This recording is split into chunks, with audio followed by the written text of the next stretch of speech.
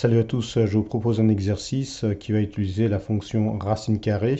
On va en fait calculer l'hypoténuse d'un triangle rectangle à partir de la formule de Pythagore. Donc on va commencer par appeler le module maths puisqu'on a besoin de la formule racine carrée. Et ensuite on va demander donc à l'utilisateur de rentrer la valeur du côté AB, donc du premier côté du triangle rectangle. Ensuite, on va demander d'entrer la valeur du côté BC grâce à cette commande-là. Ensuite, on va demander à Python de calculer grâce à la formule de Pythagore l'hypoténuse au carré. Ok, on sait que d'après Pythagore, euh, l'hypoténuse au carré vaut le premier côté au carré plus le deuxième côté au carré. Alors vous devez savoir, pour élever à la puissance, avec Python, il faut tout simplement mettre deux étoiles suivies de la puissance. En l'occurrence ici, je mets un 2 parce que je veux élever au carré. Une fois que j'ai l'hypoténuse au carré, ben, il va falloir utiliser la racine carrée afin d'avoir l'hypoténuse. Voilà, donc la racine carrée de l'hypoténuse au carré va me donner cette hypoténuse. Alors, on va ensuite demander l'affichage de l'hypoténuse, donc il faut utiliser la fonction print. Voilà, donc la valeur de l'hypoténuse est hypoténuse. Alors, vous devez savoir qu'il existe une fonction déjà dédiée qui permet de calculer une hypoténuse.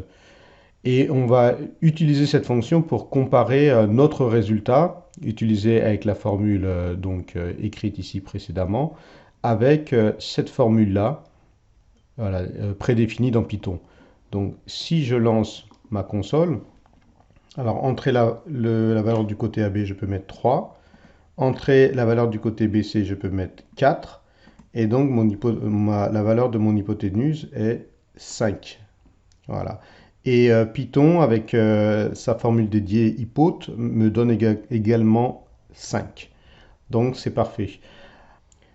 Grâce à ces données, on va essayer maintenant de calculer l'angle A du triangle rectangle grâce aux données précédentes. Alors, pour cela, vous savez que la tangente est égale au côté BC divisé par le côté AB. Donc, si je prends l'arc tangente de la tangente, donc de ce résultat, je vais avoir l'angle A. Donc, je vais demander à Python maintenant d'afficher cet angle A. Et par défaut, il va nous le donner en radians. Si on le veut en degrés, vous savez tous qu'il faut multiplier à l'angle A 180 et diviser par pi. On peut aussi avoir directement l'angle en degrés, connaissant l'angle en radians grâce à la fonction degré. Voilà, degrés, et entre parenthèses, on écrit angle A. Donc, j'ai déjà fait le calcul tout en bas. On a donc l'angle A en radian qui vaut 0,92.